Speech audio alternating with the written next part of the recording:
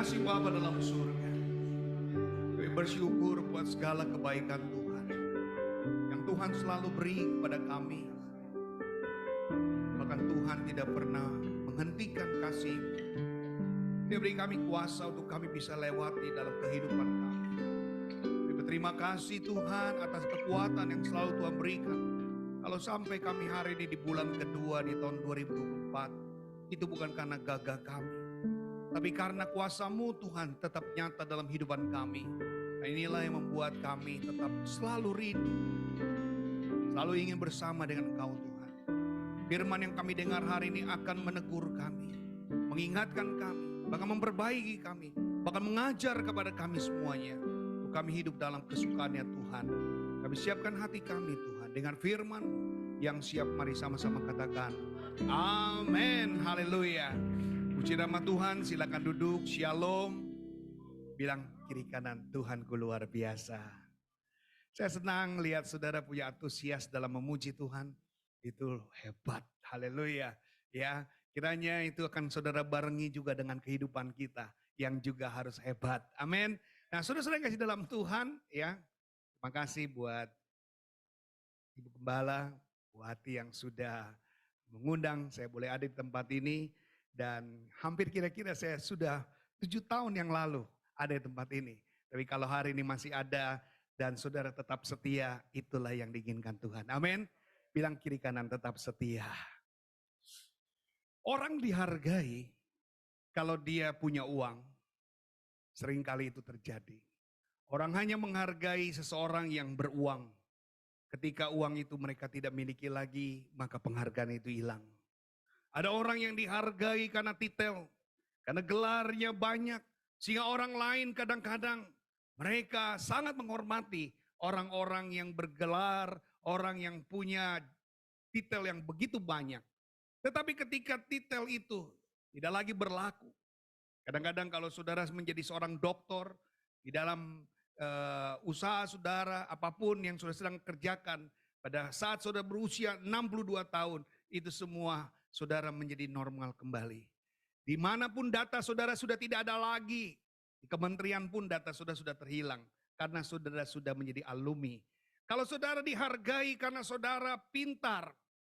Kalau saudara adalah orang-orang yang sangat-sangat populer pada saat itu. Bayangkan saudara, satu saat kepopuleran itu pun akan hilang. Dan saudara seringkali sudah lagi tidak menjadi terkenal.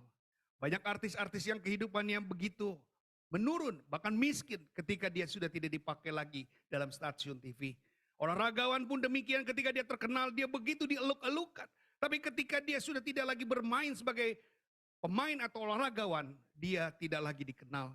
Kalau orang dikenal karena jabatan, karena pangkat yang dia miliki, saudara perhatikan, satu saat pangkat itu pun akan terhilang. Jadi bagaimanakah kita hari ini dalam kehidupan kita? Apakah kita mau berpatokan pada penghargaan kepada orang-orang yang bertitel? Orang-orang yang punya jabatan? Orang-orang yang beruang? Atau orang-orang yang terkenal? Semua mereka akan seperti bunga rumput. Yang sebentar mereka tumbuh dan sebentar lagi mereka akan layu. Kalau hari ini kita harus kenali, yang terpenting adalah kita adalah anak-anak Tuhan. Kita adalah orang percaya, itulah yang menguntungkan kita untuk kita dikenal, kita dikenang sebagai orang-orang hebat. Kalau kita ada di dalam Tuhan, kalau kita percaya kepada Tuhan, itulah yang menguntungkan kita. Pada saat saudara nanti di sana ditanya, bukan berapa banyak uang kita, bukan berapa banyak jabatan kita, bukan berapa banyak saudara sedang terkenal, atau berapa banyak saudara punya gelar. Yang terpenting adalah, sudahkah Tuhan ada dalam hidupmu? Maka tema kita hari ini bicara tentang berjuang atau berdiam diri. Ada kadang-kadang kita berpikir, kalau saya harus berjuang hari ini. Apakah saudara berpikir kalau saudara sudah jadi orang Kristen tidak perlu lagi berjuang? Apakah saudara sudah menjadi orang yang percaya, lalu saudara tidak perlu lagi berjuang? Ternyata saya boleh kasih tahu kepada Bapak Ibu semuanya, kalau kita sudah di dalam Tuhan, perjuangan kita bukan semakin lemah, bukan semakin berkurang, bukan semakin sedikit, tapi makin banyak. Loh kok gitu? Puji Tuhan ada yang amin, masuk surga langsung. Karena memang itu, Saudara harus amenkan. Tetapi yang membedakan kalau kita berjuang setelah kita ada di dalam Kristus adalah kita dapat kekuatan yang besar. Kita dapat kekuatan baru. Kita dapat kekuatan seperti Raja Wali terbang tinggi yang tidak pernah lelah. Ini yang menjadikan kita harus menjadi orang-orang yang tampil beda. Pak, Bu, saudara-saudara, anak-anak muda dengar baik. Kalau hari ini kita sebagai orang Kristen, kita tetap harus berjuang. Tidak ada berpikir bahwa Tuhan tidak pernah berjanji langit selalu berwarna biru. Atau jalan selalu rata. Tetapi yang Tuhan janji, catat baik-baik. Dia akan mengiringi, dia akan menyertai dalam kehidupanmu. Itulah yang menjadi janji Tuhan. Perjuangan tetap berjuang, Pak. Bahkan Paulus katakan, untuk menjaga keselamatanmu harus dengan takut dan gentar. Artinya penuh kewaspadaan. Iblis tidak akan pernah lepas tangan. Iblis tidak akan pernah biarkan saudara, bahkan iblis itu lembur untuk menjatuhkan orang-orang Kristen. Kenapa ada ayat katakan banyak yang terpanggil, sedikit yang terpilih? Yang awal akan menjadi yang akhir. Karena akan muncul, karena akan timbul orang-orang Kristen yang sedemikian.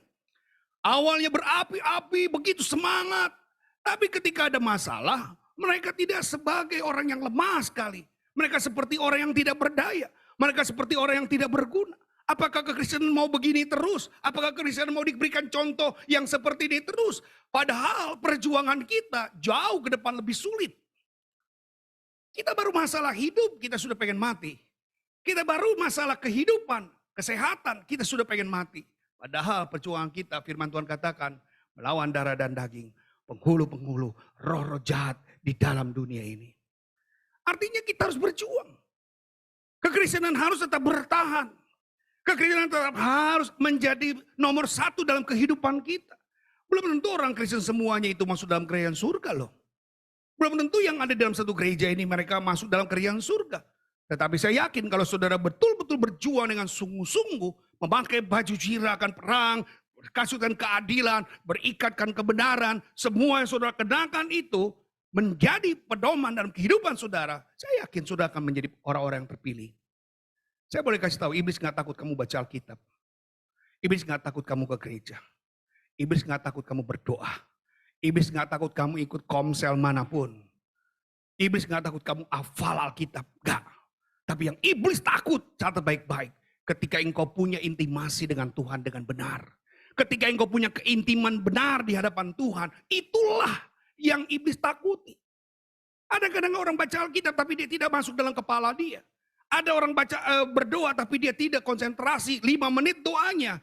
Mungkin 20 menit doanya. Hanya 2 menit hubungannya dengan Tuhan. Sisanya mungkin separuh ngorok. Mungkin separuh ngaco. Mungkin separuh menghayal. Orang ibadah pun demikian. Apakah Anda yakin mereka serius? Nah hari-hari ini boleh saya katakan. Hari ini kita harus berjuang. Memperjuangkan diri kita sendiri untuk memperbaiki. Memperjuangkan diri kita untuk kita jangan sampai masuk ke dalam yang namanya soft power syndrome. Kita sudah merasa jadi kuat. Kita sudah merasa sudah ikut perjamuan kudus. Kita sudah merasa jadi orang tercatat namanya sebagai anggota gereja. Artinya tidak terlepas dengan masalah. No, pasti ada. Mari kita lihat Yesaya 40 ayat 28 sampai 31. Klik. Yuk kita baca sama-sama dengan suara yang nyaring. 1, 2, 3. Tidak tahukah kau tahu dan tidakkah kau dengar? Tuhan ialah Allah kekal yang menciptakan bumi dari ujung ke ujung. Ia tidak menjadi lelah dan tidak menjadi lesu. Tidak terduga pengertiannya. 29, dia memberi kekuatan kepada yang lelah dan menambah semangat kepada yang tidak berdaya. 30, orang-orang muda menjadi lelah dan lesu dan teruna-teruna jatuh tersandung. 31, tetapi orang-orang yang menanti-nantikan Tuhan mendapat kekuatan baru. Mereka seumpama Raja Wali yang naik terbang dengan kekuatan sayapnya. Mereka berlari dan tidak menjadi lesu. Mereka berjalan dan tidak menjadi lelah. Percaya bilang amin. Klik. Saudara-saudara perhatikan. Ya, kalau kita sudah mendapatkan satu yang namanya pangkat atau gelar atau jabatan, Seharusnya kita lebih menjauh, lebih menghargai saudara. Apalagi kalau dia sudah berpangkat, dia sudah bergelar, dia sudah menjadi terkenal dan dihormati. Dia akan selalu berhati-hati. Dan kita hari ini adalah gelar kita, bukan keponakannya Tuhan. Halo, kita ini bukan keponakannya Tuhan. Kita ini anak Tuhan, amin. Saudara jangan merasa saudara keponakan Tuhan sehingga saudara bebas untuk bisa sebebas-bebasnya.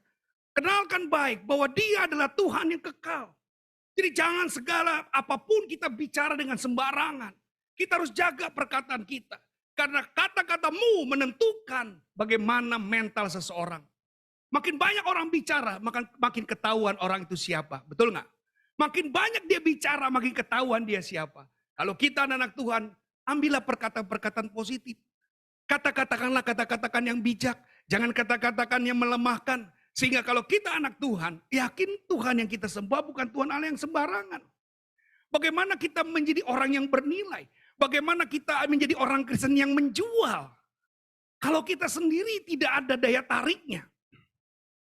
Orang lain melihat saudara dari tingkah laku.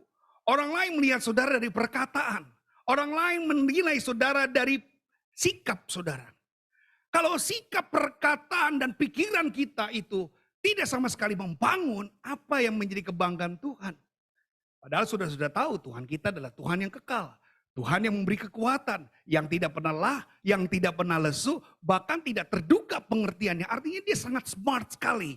Bahkan dikatakan dia selalu kasih semangat. Dan kalau saudara sebagai orang-orang percaya yang selalu hidupnya ceritakan kelemahan, ceritakan sakit penyakit, ceritakan kesulitan, ceritakan penderitaan.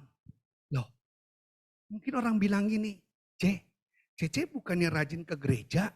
Iya, tapi aduh pokoknya pusing. Nilai jual saudara itu sangat sekali menurun. Cobalah, saya jual bakmi sama Bu Gembala. Bu, saya jual bakmi Bu. Bakmi saya itu namanya bakmi kadang-kadang. Kadang enak, kadang gak enak. Kadang asin, kadang kemanisan. Bu, satunya 30.000, ibu mau pesen gak? Kalau saudara jadi ibu gembala, saudara mau gak pesen? Saudara mau gak? Gak mau dong. Bagaimana mungkin saudara bisa beli mie yang namanya mie kadang-kadang? Kalau saudara dibilang apa? Dan mie saya juga ada keunikan. Kalau keras, batu juga kalah keras. Harganya saja sudah tidak menjadi diterima begitu. Dan saya yakin orang gak akan mau beli dan akan pesen itu bakmi. Bahkan bungkus juga kagak. Cukup sekali. Nah, kalau kita orang Kristen yang kita pamerkan, yang kita teladani, yang kita ceritakan, yang kita bagikan adalah kesusahan dan kesulitan, apa yang bisa menarik orang lain untuk tertarik datang ke kebaktian? Bagaimana orang tertarik untuk ikut ibadah? Nah, saudara-saudara kasih dalam Tuhan. Inilah yang saudara harus perhatikan. Jangan sampai kita masuk di dalam lubang yang dikatakan lubang yang berbahaya ini. Kita harus berjuang, saudara. Tunjukkan, bukan berarti kita pun hidup dengan kemunafikan dan kepura-puraan, susah bilang senang, bukan. Artinya gini loh, saudara harus tunjukkan kehidupan saudara sebagai orang yang menang. Ada seorang yang bilang begini saudara, kalau kita dalam keadaan terjatuh dan sakit dalam kelemahan, sebenarnya itu baru 40% kekuatan kita. Jadi kalau kita sedang terjatuh, kita sedang lemah, itu sebenarnya ada 40 saja kekuatan kita yang diambil. Bagaimana 60-nya? 60-nya adalah mental. 40 itu kekuatan kita, tapi 60 itu mental.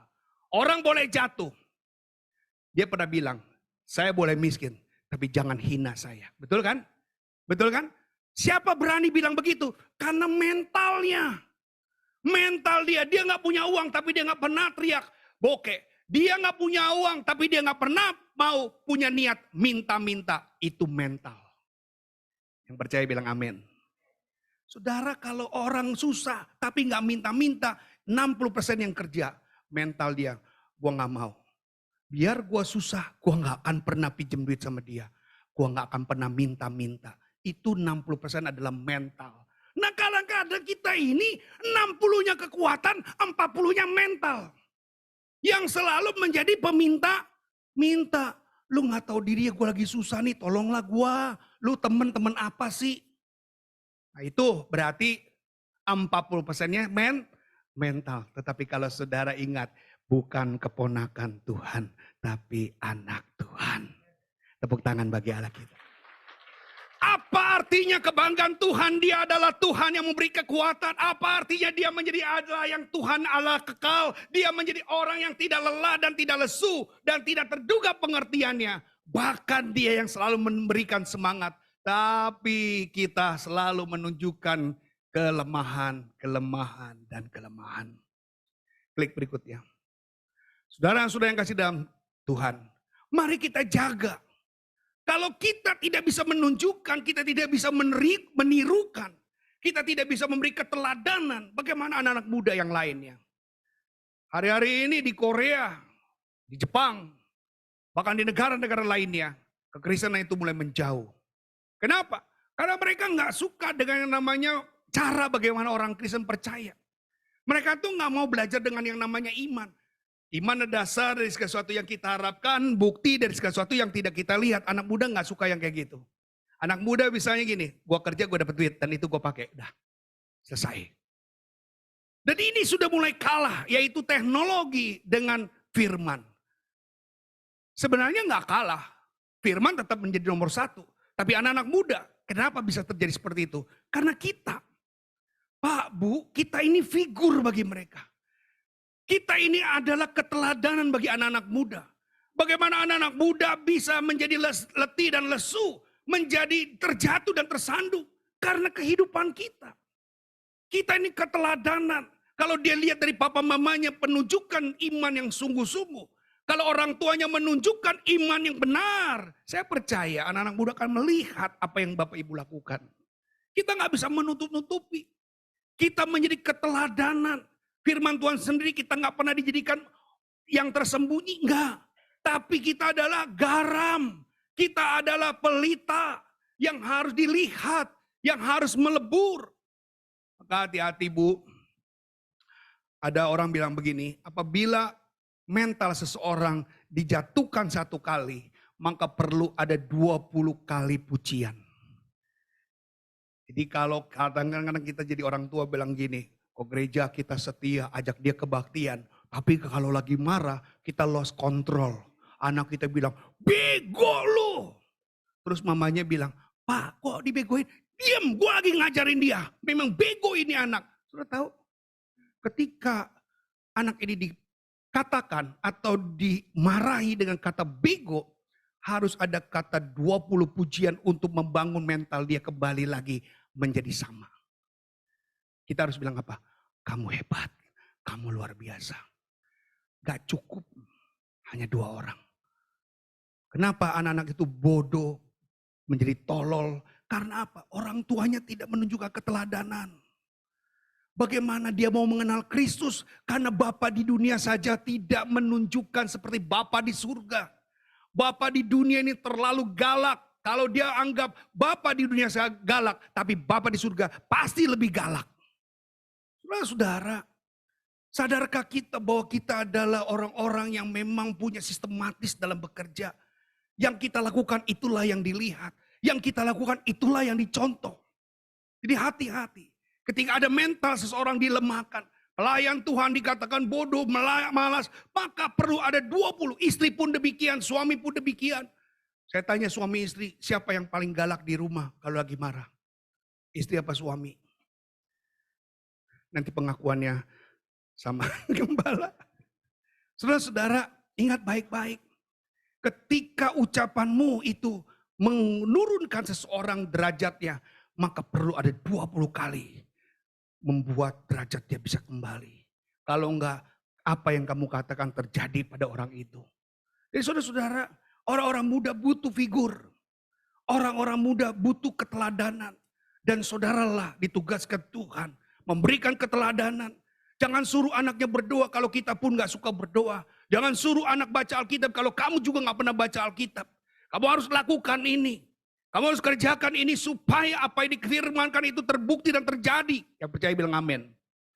Dan jangan bilang kamu mengasihi Tuhan tapi kamu gak mau bikin apa-apa. Yang namanya mengasihi harus ada bukti. Amin. Yang namanya mengasihi harus ada bukti. Yang mengasihi harus ada bukti, yang mencintai harus ada bukti. Sama sebagaimana kita mencintai Tuhan, tunjukkan bukti yang nyata kalau engkau betul-betul mengasihi Tuhan. Anak-anakmu akan menjadi bagian penerus-penerus keluarga dan nama baik keluarga. Klik berikutnya. Janji Tuhan kepada saudara dan saya. Yang pertama kita baca 1, 2, 3. Mendapat kekuatan baru, mereka seumpama apa? Terbang dengan kekuatan, mereka berlari dan tidak menjadi, mereka berjalan dan tidak menjadi lelah. Ini diumpamakan seperti langkah kehidupan kita di dunia, Pak, Bu. Ini diumpamakan seperti kita ada di tengah-tengah orang-orang yang tidak suka dengan kita. Kita nggak bisa berkata bahwa di gereja adalah orang-orang suci semuanya. Di gereja adalah orang-orang yang sempurna semuanya. Di gereja tidak boleh ada yang bersalah. Tidak boleh ada yang tidak jujur. Semua harus orang yang benar. Ini yang konsep yang salah. Saya katakan ini konsep yang salah. Waktu sudah pergi tempat gym. Pasti Bapak Ibu nge-gym ya. Waktu nge-gym, apakah semua yang datang di gym itu semua sispek? Enggak. Ada yang gendut, ada yang krempeng. Kenapa dia pergi ke gym? Supaya dia seperti badan yang baik, sispek. Jadi yang gemuk mau pengen sispek, yang kurus juga. Jadi mereka datang ke situ itu ingin berubah. Nah sama orang ke gereja, kalau selalu gereja diharapkan tidak boleh ada orang yang jahat. Di gereja harus orang benar semuanya. Saudara akan mempunyai konsep yang salah. Ketika ada yang gak benar datang ke gereja, saudara sepertinya antipati. Gereja adalah bengkel. Amin. Gereja adalah rumah sakit. Seperti firman Tuhan katakan, aku datang bukan untuk menyelamatkan yang benar, tapi yang salah. Menyelamatkan bukan orang benar, tapi orang berdosa. Datang untuk orang yang sakit, bukan orang-orang yang sehat. Hari ini saudara, ingat kembali kalau saudara di dalam gereja ada yang bilang gini, gue belum kudus, gue masih belum suci, gue gak mau masuk ke gereja. Salah. Bilang sama dia, pernah ngeliat ke tempat gym, lihat orang yang nge-gym semuanya. Lihat, yang gemuk, yang lemaknya 5 kilo, semuanya mereka ada. Mereka masuk apa? Karena mereka mau sehat. Orang datang ke gereja karena mereka ingin sehat. Masalah boleh nggak? Ada. Masalah nggak apa-apa ada. Masalah itu adalah seperti anak tangga kita untuk masuk dalam level yang lebih baik. Amin. Masalah itu adalah level di mana saudara untuk lebih meningkat hidup saudara. Masalah itu adalah bagian debu-debu dalam perjalanan saudara yang harus saudara lewati. Nggak boleh saudara berdiam diri. Jadi jangan pikir bahwa di gereja nggak ada yang julid. Di gereja nggak ada yang freak. Gereja nggak ada yang ngomongin orang. Pasti ada. Saudara bilang gini, wah saya mau pindah gereja. Kenapa? Di sini banyak yang ngomongin. Ingat, kalau ada yang ngomongin kalau saudara di belakang, artinya saudara sudah di depan. Yang amin cuma 3, masuk surga langsung. Tepuk tangan bagi Allah kita. Kalau saudara ada yang ngomongin orang, artinya saudara terkenal. Amin. Maka mintalah orang ngomongin saudara supaya terkenal. Jadi kalau saudara ke gereja nggak mau diomongin, nggak mungkin. Kita ini adalah artis semua di dalam gereja. Artis yang selalu menjadi perhatian orang. Yang selalu diperhatikan hidupnya. Bagus, masih ada yang mau perhatikan. Ada orang yang nggak perhatikan. Sampai dia bilang gini, kemarin kamu nggak ke gereja. Wah ini orang, padahal kita salaman sama dia. Kita pulang juga salaman lagi. Makanya bilang kita nggak ke gereja lagi. Oh, ternyata dia orang yang tidak suka memperhatikan orang. Saudara-saudara di sini nggak ada, di Cikande banyak. Nah, Thomas Aquinas bilang begini, klik. Kekristenan itu harus berjuang. Maka perjuangan itu harus dimulai dari mana? Prinsip pergerakan. Jadi orang Kristen sudah harus mengucap syukur dalam segala hal, apapun yang terjadi. Jadi orang Kristen harus ada prinsip pergerakan. Jadi orang Kristen udah setahun ke gereja, gitu-gitu aja. Udah 5 tahun ke gereja, gitu-gitu aja. Ya, orang-orang sudah belajar memberi, dia belum. Dia pikir dia harus mendapatkan dan menerima. Orang-orang sudah naik level, dia belum. Inilah yang menjadi harus orang-orang yang diperhatikan. Orang-orang Kristen harus ada prinsip pergerakan. Hari ini saya jadi ini, besok saya harus jadi itu. Hari ini saya begini, besok harus begitu. Jadi sebenarnya kekristenan itu harus mengajak kepada saudara naik tingkat. Sama-sama bilang naik tingkat. Naik kelas. Saudara mau sekolah SD terus kelas 3. Saudara mau terus-terusan SMA terus nggak naik-naik kuliah juga kagak. Gak mau dong. Kalau sekolah aja belajar kita nggak mau, apalagi rohani kita. Bilang kiri kanan, apalagi rohani. Jangan sampai berubah jadi rohana. Banyak orang Kristen makanya makin lama ke gereja bukan makin meningkat, malah imannya menurun, mudah tersinggung, kadang-kadang baper, ngomong dikit salah tersinggung, ujung-ujungnya nggak ke gereja. Untung di sini nggak ada, amin. Orangnya nggak datang, haleluya. Nah, prinsip pergerakan harus dimulai. Kalau masih begitu-gitu aja orang Kristen, mentalnya masih mental peminta-minta, mentalnya maunya orang manggut-manggut sama dia. Dia baru seneng banget, aduh gue diperhatikan. Enggak. Hari ini tugas kita, kalau dulu kita diselamatkan, hari ini harus menyelamatkan. Kalau dulu kita ditolong, hari ini harus menolong. Kalau dulu saya diperhatikan, sekarang harus, pinter, tepuk tangan bagi Allah. Ingat ya, bukan cuma sekarang aja saudara.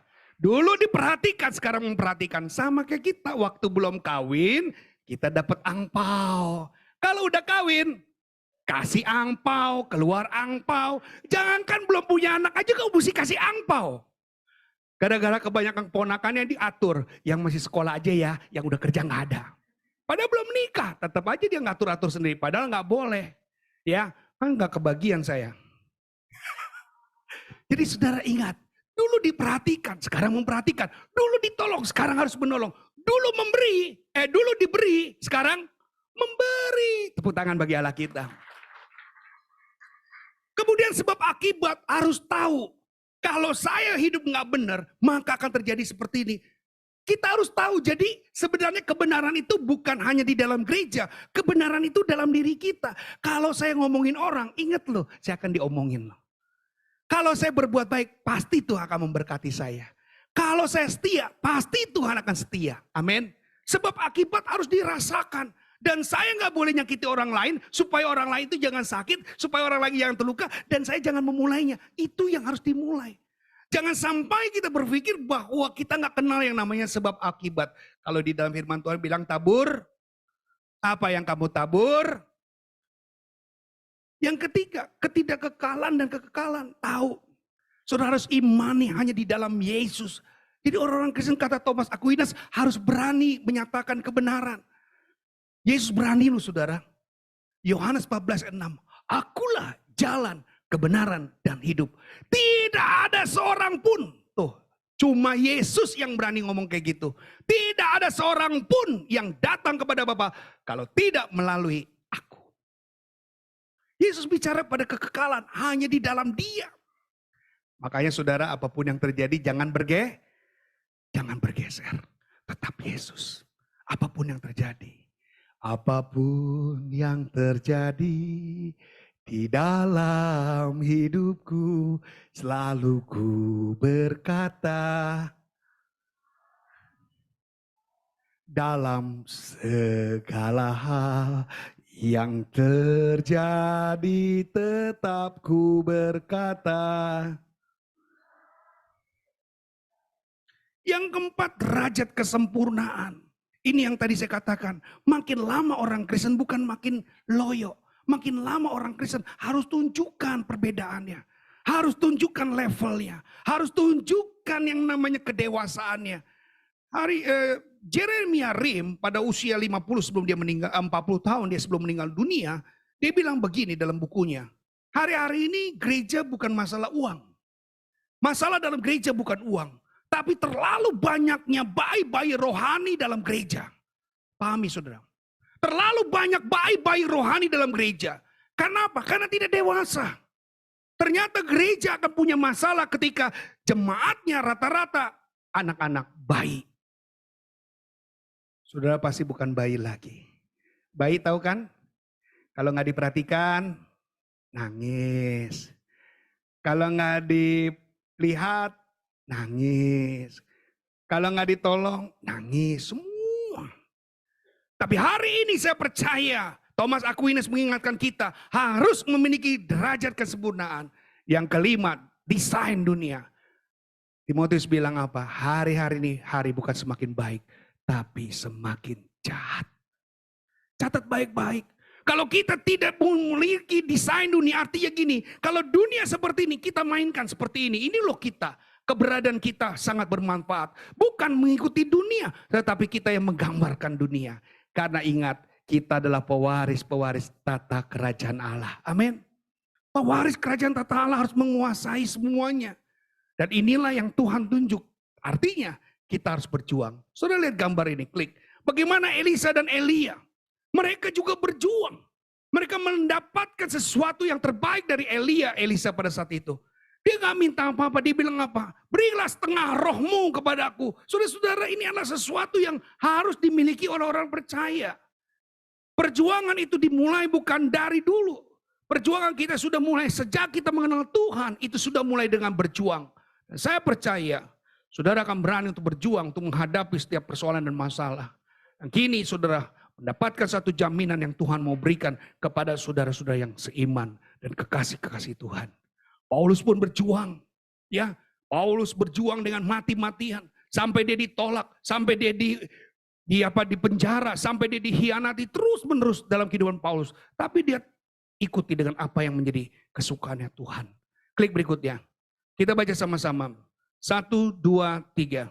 Sebagai warga negara surgawi, diperintahkan oleh firman Tuhan untuk hidup sejalan, selaras, selayaknya dengan Injil Kristus. Kita mengaku sebagai orang Kristen, kita mengatakan diri sebagai anak Tuhan, adalah kita yang menjalani hidup yang otentik sesuai dengan status kita. Bukan hanya perkataan, percakapan kita yang harus senantiasa berpadanan dengan Injil Kristus. Tetapi apa dikatakan? Perilaku dan perjuangan kita, perbuatan kita adalah itu selaras dengan Injil Kristus. Jadi kenapa orang Kristen tidak punya daya tarik? Karena tidak selaras. Dia cuma ngomong doang. Tidak sejalan. Dia cuma hebat di gereja saja. Dan ini katakan nol. Orang Kristen udah gak boleh lagi punya musuh. Orang Kristen gak boleh lagi orang yang saudara benci. Semua harus mengampuni. Mengampuni itu bukan melupakan. Tapi mengampuni itu melepaskan. Ya, saya senang kemarin waktu sebelum Sinja saya bilang gini. Gunakan waktu untuk Sinja itu mengampuni. Mengasihi. Apa artinya kamu bikin kemerah-merahan bajumu. Cuma merah bajumu doang. Ya, berani bajumu saja tapi hatimu gak berani. Di sini gak ada, amin. Di sini semuanya berani. Ya amin dikit. Di sini semuanya berani. Saudara berani untuk mengampuni. Ya, saudara berani mengasihi. Disinilah bagaimana kita menunjukkan kekristenan kita. Gak kaku-kaku banget bahwa kita orang Kristen yang tidak bisa memberi. Enggak. Kita bisa memberi untuk mengasihi dia. Kita mengampuni orang yang bersalah kepada kita. Termasuk orang yang jahat sama kita. Orang yang pernah nipu kita. Ya, saudara-saudara saya pernah ditipu. Lumayan 80 juta. Ya, saya berdoa sama Tuhan. Tuhan, kasih roh ketakutan. Supaya dia kembalikan uang saya. Saya berdoa hampir 8 bulan saudara. Berdoa begitu terus. Tuhan kasih roh ketakutan buat dia supaya dia kembalikan. Karena dia ambil uang pendeta. Waduh. Saya berdoa seperti itu karena saya dengan emosi. Ya, jadi pendeta juga bisa emosi. Ya ketika uangnya hilang begitu. Padahal itu adalah pinjamnya sebentar, cuma seminggu, 2 minggu gitu. Tapi nggak taunya, uangnya enggak, orangnya juga nggak ada. Wah, Tuhan bilang apa? Salah.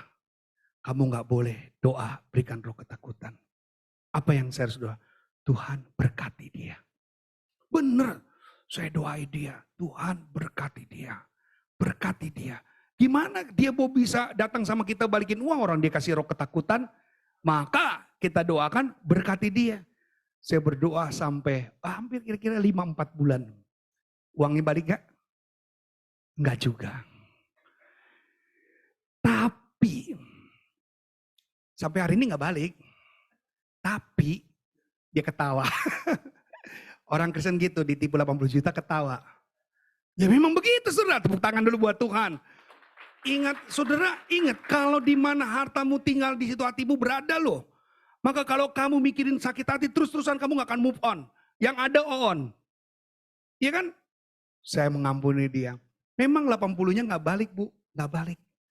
Tapi Tuhan pakai cara yang lain. Dia berkati dengan cara yang berbeda. Apa yang gak pernah dilihat, apa yang gak pernah didengar, apa yang gak pernah timbul dalam hati, disediakan Tuhan bagi orang-orang yang mengasihi dia. Tepuk tangan bagi Allah. Saya sudah merelakan. Dia balikin gak balikin udah gak masalah. Tuhan ganti puluhan kali lipat.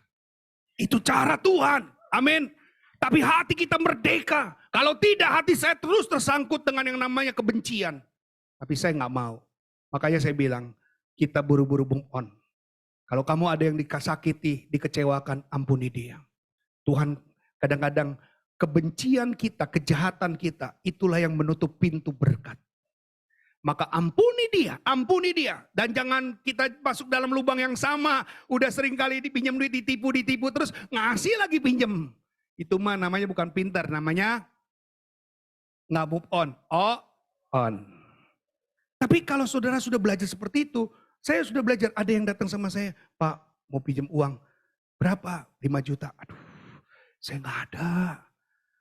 Tapi saya cuma bilang, kalau itu kepepet, ini saya ada 200.000. Udah pegang, gak usah dibalikin, pegang.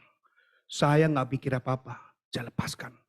Loh kalau saudara ingat, kemampuan saudara sudah tahu kalau dia itu balikinnya bagaimana caranya susah. Saudara jangan terlibat, nanti saudara yang susah hatinya.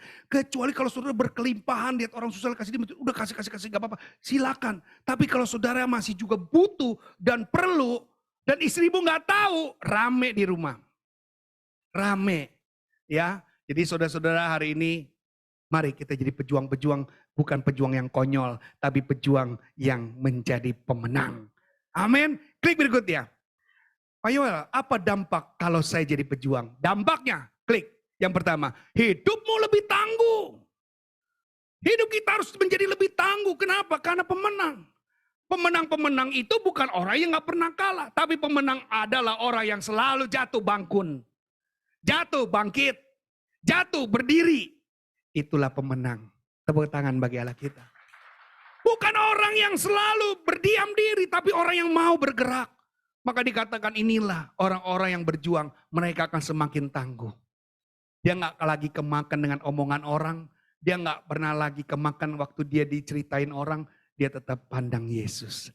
Apapun yang terjadi, amin, amin. Kita baca Ayub 14 ayat 7 sampai 9. 1, 2, 3. Karena bagi pohon masih ada harapan. Apabila ditebang, ia bertunas kembali. Dan tunasnya tidak berhenti tumbuh. Apabila akarnya menjadi tua di dalam tanah, dan tunggulnya mati di dalam debu, maka bersemilah ia setelah diciumnya air, dan dikeluarkannya ranting seperti semai. Artinya, gak akan pernah habis. Saudara diceritain, diomongin orang, gak akan pernah mengurangi tangan kaki saudara berhilang. Amin. Bahkan kepala saudara menghilang. Kalau baru diceritain, ya udahlah. Ambil kesimpulan, saudara telah menjadi orang yang terkenal. Anggaplah saudara sudah ada di depan dia. Anggaplah saudara lebih unggul daripada dia. Jadi jangan sampai itu menjadi kepahitan. Yang kedua, kalau saudara berjuang, maka ketaatan saudara akan semakin serius. Saudara taatnya gak main-main lagi. Taatnya semakin sungguh-sungguh. Karena apa? Karena saudara telah berjuang. Karena saudara gak akan pernah mau dalam lubang kembali yang sama. Ya, kalau saudara sudah mengalami pengalaman dalam perjuangan saudara, saudara akan menghargai perjuangan saudara. Capek. Ya, saudara akan cerita, aduh saya bangun sampai hari ini aja luar biasa karena pertolongan Tuhan. Ya, waktu saudara jatuh, waktu saudara jatuh dalam dosa perzinahan, saudara jatuh dalam dosa korupsi, lalu Tuhan tolong saudara angkat, saudara dipulihkan, istrimu kembali dan terima engkau. Jangan jatuh dalam lubang yang sama. Amin. Amin. Ya, sama seperti gambaran gini, kalau kita dekat tukang bensin terus, maka kita akan bau bensin. Kalau kita dekat terus dengan penjudi, maka kita akan terus jadi Kalau kita dekat dengan pembohong, maka kita akan terus dengan kenal pembohong. Kalau kita dekat-dekat main sama cewek, maka kita kena perempuan. Hati-hati. Banyak laki-laki yang hari-hari ini digoda sama Hello Kitty. Ya, maka kita harus jaga itu. Amin. Berjuang, ya, udah setia sama Tuhan tapi masih belok ke kiri ke kanan. Punya simpen sini, simpen sana, main serong sana, merong serong sini. Saya cuma bilang apa? Kegagalan orang Kristen cuma itu aja. 3 harta, tata, wanita. Saya nggak ngomong bohong, ini banyak. Bukan hanya jemaat, tapi banyak hamba Tuhan juga yang jatuh. Harus waspada. Berjuang kita, itu akan membuat kita makin taat, bukan makin menyimpang. Serius sama Tuhan. Amin. Amin. Integritas itu bukan sekarang. Tapi kalau kita mati di dalam Tuhan. Kita mati menjaga keluarga kita dengan benar. Itulah integritas. Ya. Kita baca Yosua 1:8. 1, 2, 3. Janganlah engkau lupa memperkatakan kitab Taurat ini. Tetapi apa? Renungkanlah itu siang dan malam. Supaya engkau bertindak hati-hati. Sesuai dengan segala yang tertulis di dalamnya. Sebab dengan demikian perjalananmu akan berhasil. Dan engkau akan beruntung. Tepuk tangan bagi Allah kita. Jadi hati-hati bukankah hanya kepada ibu-ibu. Tapi hati-hati juga kepada bapak-bapak. Yang setuju bilang amin. Hati-hati bukan kepada orang tua saja. Tapi anak-anak muda. Engkau juga harus berhati-hati. Ini adalah jebakan Batman. Yang sering kali orang jatuh.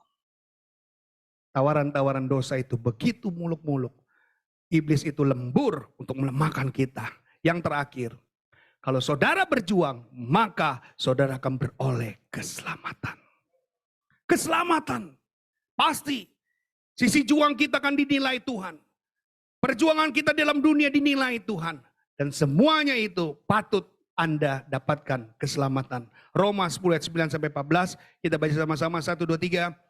Sebab jika kamu mengaku dengan mulutmu, Yesus adalah Tuhan, dan percaya dalam hatimu bahwa Allah telah membangkitkan dia dari antara orang mati, maka kamu akan, karena dengan hati orang percaya dan dibenarkan, dengan mulut orang mengaku dan diselamatkan. Karena kitab suci berkata, tidak akan dipermalukan. Men, Bapak Ibu yang kasih dalam Tuhan, wah excited banget saya. Hari ini saudara sudah bisa berani mempertahankan perjuangan. Berani untuk tetap berperang dalam segala apapun. Pemain musik saya undang maju ke depan. Klik berikutnya, mari kita baca lagi sekali lagi. Di sini pentingnya, ayo sama-sama 1, 2, 3. Di sini pentingnya berjuang. Agar apa? Kita tidak menjadi generasi yang terhilang. Setiap kita secara pribadi harus punya disiplin rohani. Jika kita menunda-nunda, maka pada akhirnya kita akan merasa menjadi orang yang paling bersalah. Jadi disiplin itu harus. Iblis sangat gencar memberi pengaruh negatif yang sangat kencang untuk menjatuhkan kita dari keluarga. Orang tua Kristen harus memiliki apa? Kebijaksanaan dalam bagian ini. Terlebih para lelaki, pria juga harus menyadari identitas kita dan peran kita sebagai pemimpin rohani di rumah. Tuhan Yesus memberkati. Harus. Daya juang kita harus jauh lebih tinggi. Sekarang kita bukannya nggak berjuang, tapi Tuhan mau perjuangannya lebih sungguh lagi. Haleluya. Tundukkan kepala.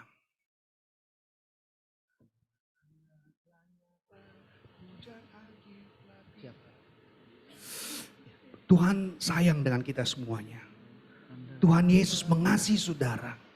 Tapi hari ini Tuhan tidak pernah tutup pintu. Dia terus mengharap dan berharap saudara datang kepada dia kembali.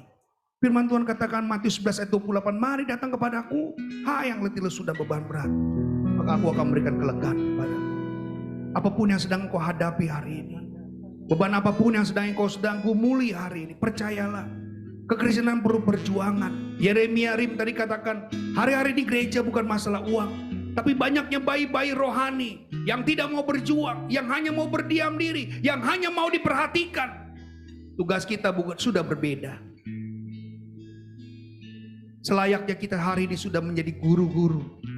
Kita sudah harus menjadi pengajar. Padahal kita sudah menjadi saksi Tuhan.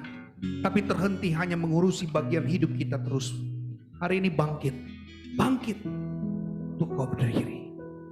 Kau berdiri. Tanda-tanda telah nyata, Mari saya udah kita hujan bangkit berdiri akhir bersama-sama. telah tiba.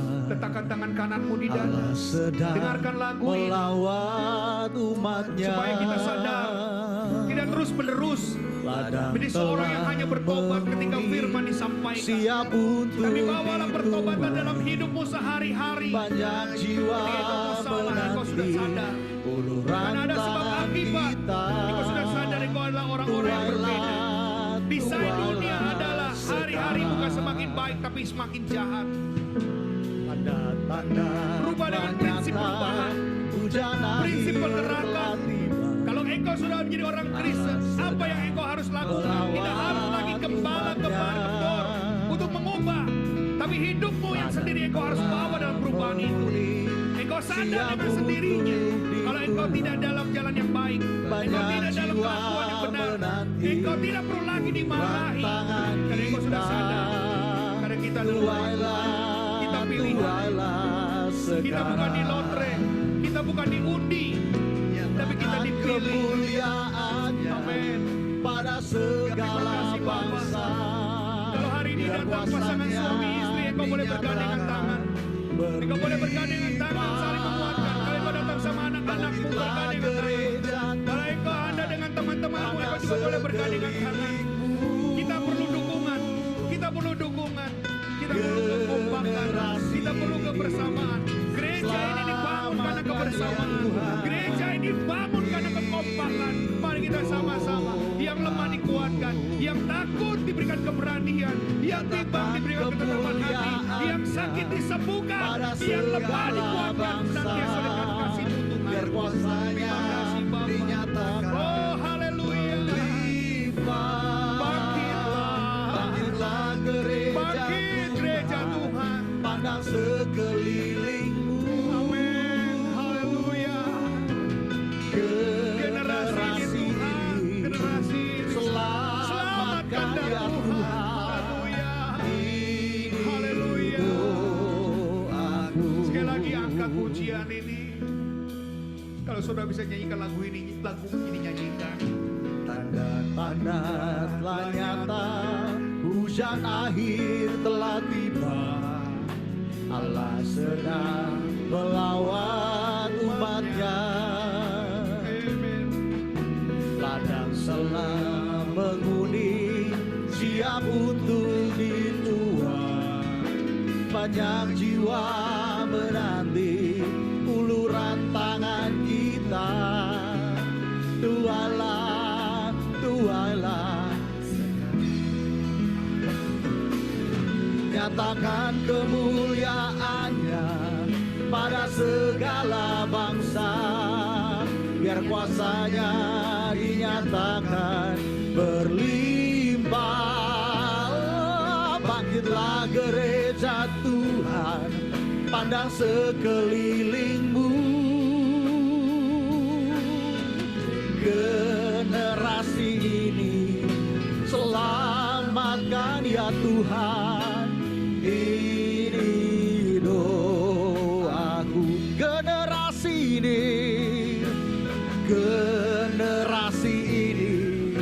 selamatkan ya Tuhan.